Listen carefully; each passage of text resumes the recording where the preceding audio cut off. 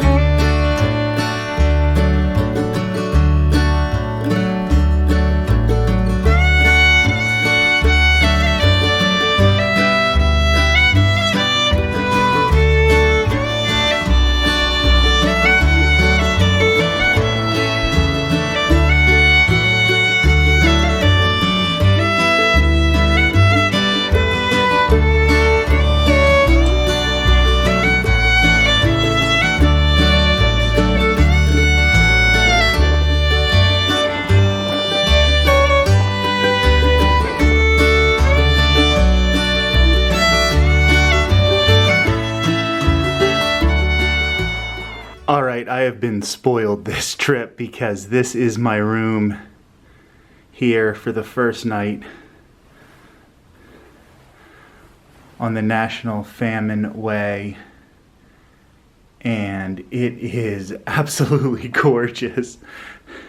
But not only that, not only is it an incredible, gorgeous room, but I have this balcony out here that overlooks the water, and the water is actually going to be the trail tomorrow. This is literally right on the trail, so I really did luck out on that. And the Texaco, where I talked to you just a brief few minutes ago, is actually just right down the street, so I might go there and get a few other things, but I don't have to carry my big old pack and do all of that stuff. I will be able to enjoy my breakfast on that little balcony right there overlooking the water, and then I'm going to be taking that canal all the way into Dublin. I feel incredibly blessed, considering everything that has happened thus far this trip and how many roadblocks. I do feel incredibly blessed to have lucked into something like this.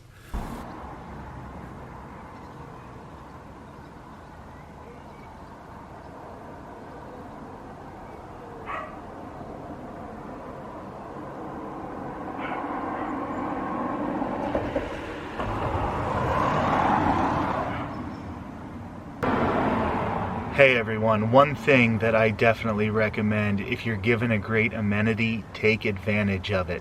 So I have this hotel for the night. I really lucked out on the price, and the location right on the trail. Actually, the canal, which you probably can't see behind me, but is literally right on the other side of this balcony, is going to become the trail for almost the rest of the way. I'm going to be going along this canal here all the way into Dublin, and it's such a great location. I love, if you ask my wife Courtney, whenever I have a balcony at a hotel, if I'm at Walt Disney World, at like Wilderness Lodge, and we have a balcony, I will sit on that balcony and drink coffee starting at like 5 o'clock in the morning until she's ready to go to the theme parks. I just love to sit on balconies, and I don't just want documenting this pilgrimage to be about showing you things I see, because part of a pilgrimage is the mental aspect. It's also spiritual. Like for me, it is tied into the fact that I am a Catholic. I'll be hitting a lot of Catholic sites. I might not show all of them. It might not be the biggest deal, because I know we have people from a lot of different faiths who watch this, and people who are atheist or agnostic, and we want to be as inclusive as possible. We want everybody to feel welcome on this channel. So I'm probably not going to talk too much about that, but obviously this is Ireland, so Catholicism is going to play a big role in it. However, talking about the mental aspect is something that I think I want to do a lot over the course of this journey, because, as you know, I struggled mentally with not being able to do the Ireland Way, and then having to switch to this particular trail, and that wasn't easy. I had to get a bus, then I had to find a place to stay in Limerick because Dublin was like out of places to stay. Then I got into Dublin, and then I had to take a bus out to the start of the trail in Strokestown. So it wasn't easy, but sort of a funny story now, at least, because we've gotten it fixed, is that in the Dublin train station, when I was waiting to get the bus after I picked up the train, after I got dropped off by the train, I tried to buy 2 Coke Zeros in the train station, and my card got flagged for suspicious activity.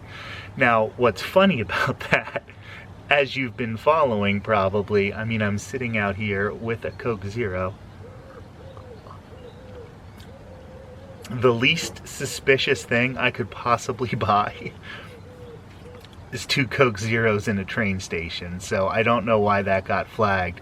Luckily, my wife Courtney was able to take care of all that today, and my card is working again. And I also have Euro, so I would have been covered at least for a few days until we got that all fixed.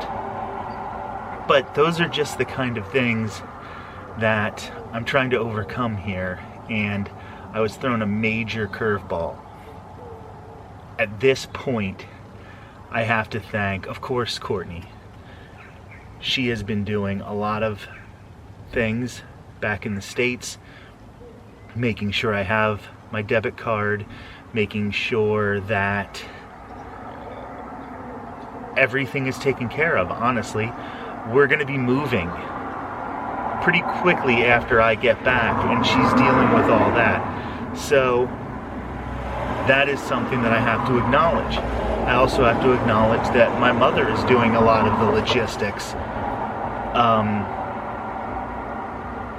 She did a lot of research on this trail to make sure when I was at a campsite in southwestern, middle of nowhere Ireland,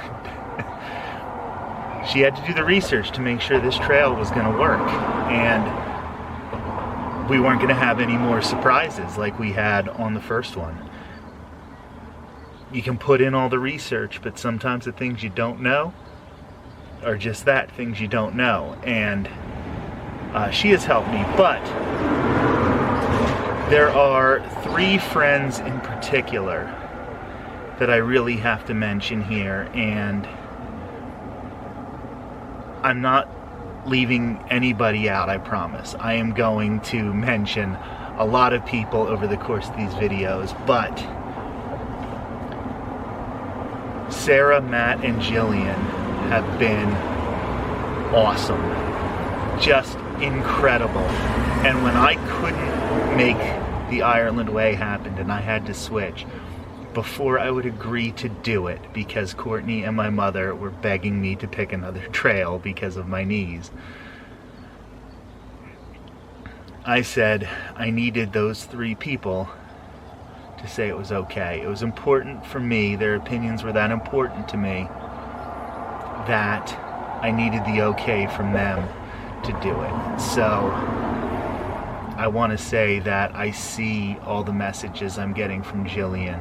I know that I can't really communicate with Matt, but my mother and Courtney are communicating with Matt because he doesn't have all the social media platforms. And Sarah actually made me this bracelet with the green for Ireland and the purple for domestic violence awareness that I could wear on this journey. So it's been really important to me that I know I have those 5 people in my corner while I'm doing this. I wouldn't be able to do it without them. So I thought it was just time to acknowledge them. And I'll talk about a whole bunch of my friends because I have some of the best friends in the entire world. So we'll be talking about them over the course of this journey. But right now I'm going to enjoy this Coke Zero, feel the breeze off the canal, and get ready for another day. Tomorrow I think I'm going to hit it hard. So let's hope the knees hold up here.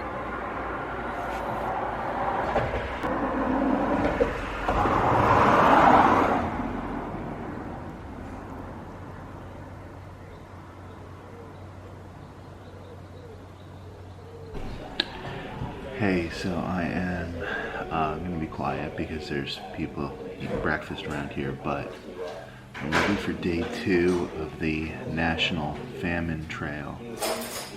I got a lot more sleep than I originally wanted, so I'm going to eat a quick breakfast here, and then I'm going to check out. I'm going to get showered, and then I'm going to check out and hopefully get started on day 2. I'm really hoping that even though I'm going to start later than I had anticipated, that I can make a lot of progress today and I can go pretty far. So let's hope. Knock on wood, right?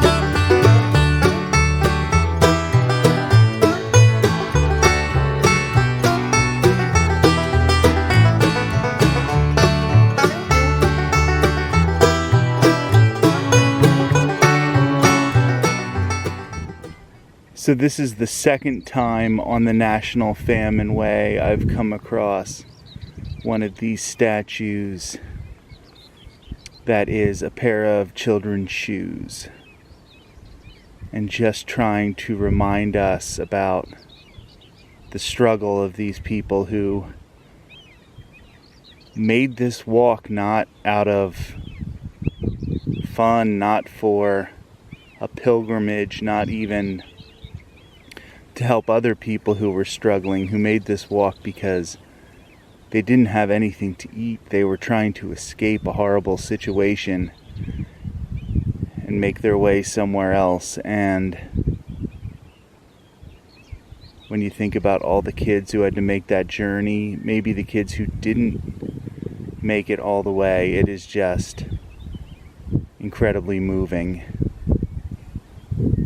And just to be reminded by seeing these shoes every once in a while is really, really emotional.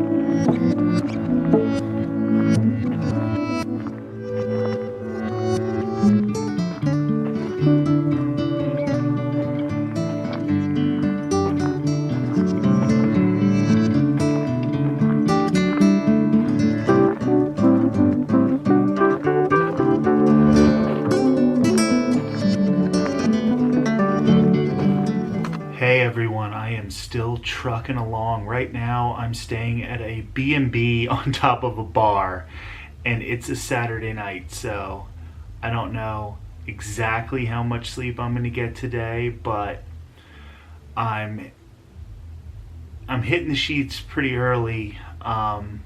My wife Courtney has been trying to call me. I'm not getting great reception, so she's been trying to call me on Skype, and we haven't been able to connect, so hopefully I can talk to her again tomorrow. But tomorrow I'm looking to hit big numbers on the trail. I'm looking to get up a lot earlier than I got up today. I stayed in bed a little late, and then I enjoyed that free breakfast. While they are giving me a breakfast here, because I'm planning on leaving so early, they're just going to leave some toast and some marmalade out for me and letting me make my breakfast, because they wouldn't get to make it until like 10 o'clock in the morning if they would have made it for me. So I'm going to be able to get out the door a little earlier tomorrow morning, and I'm going to get to bed a lot earlier tonight. I'm still such a creature of habit. I go to bed at like 2:30 in the morning, and that's been a problem for me on this trail, the National Famine Trail. I wasn't having a problem getting up early when I was doing the Ireland Way. I got up at like 5:30 the one morning.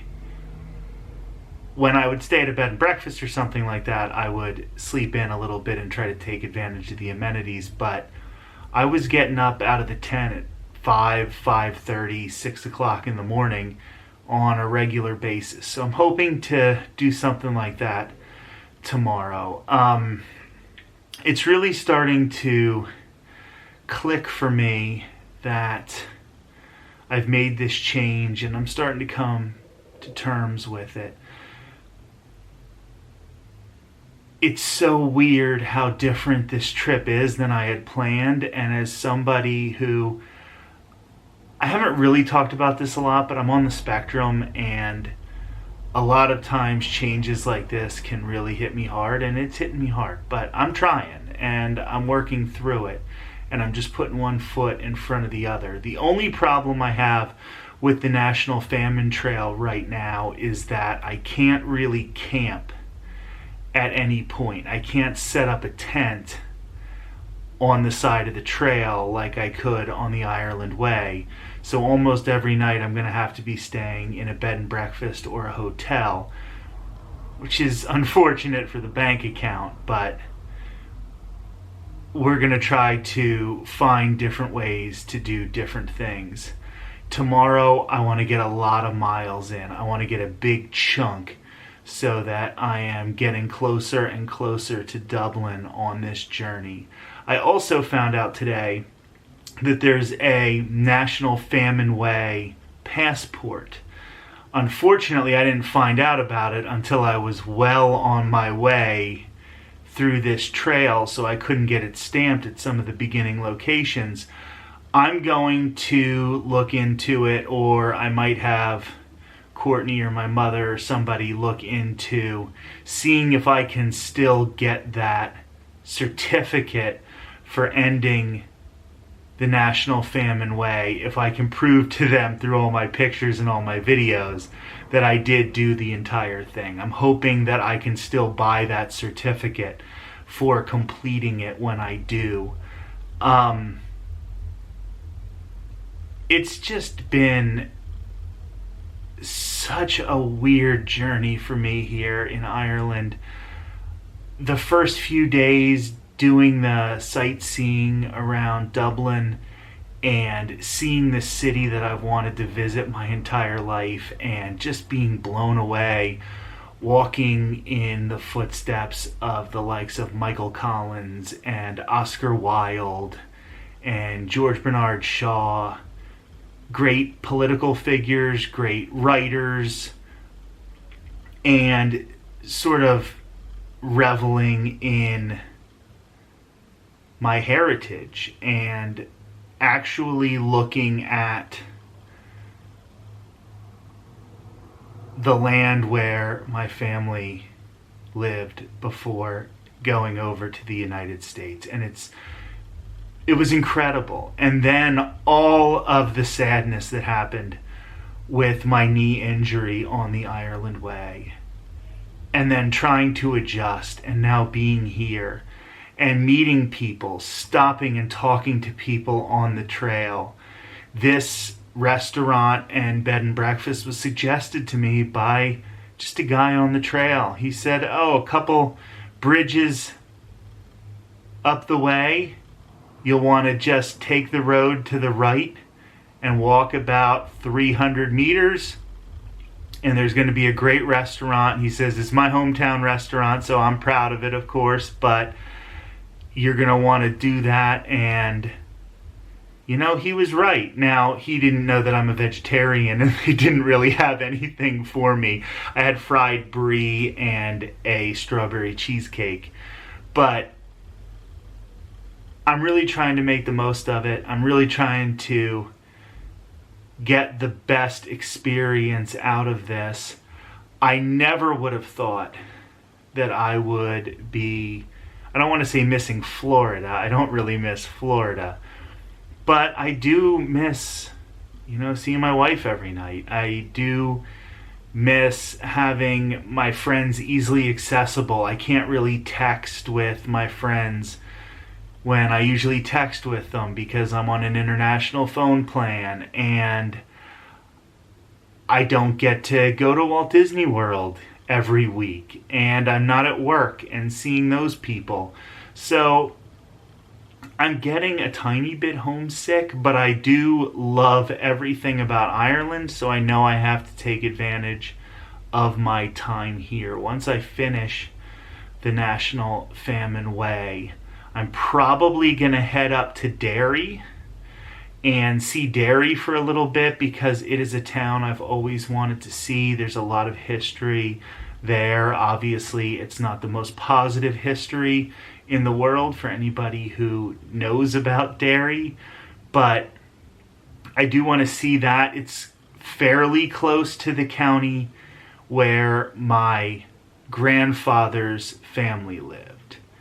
My grandfather's family lived on the Republic side of the border, but up that way. So I may try to cross back over into the Republic and just step foot in that county as well.